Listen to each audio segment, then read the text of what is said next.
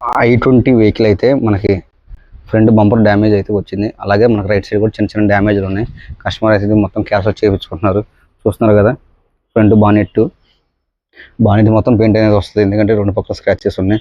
అలాగే మన fender lining తర్వాత డోర్ కూడా ఫుల్ బాడీ వస్తుంది.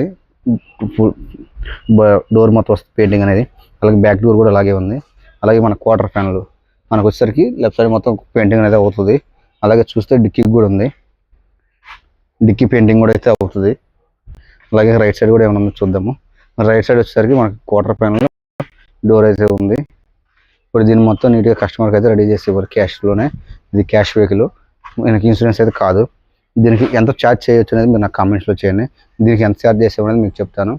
మన దగ్గర అయితే రేట్స్ అయితే ప్రీమియంగానే ఉంటాయి, చాలా తక్కువగా.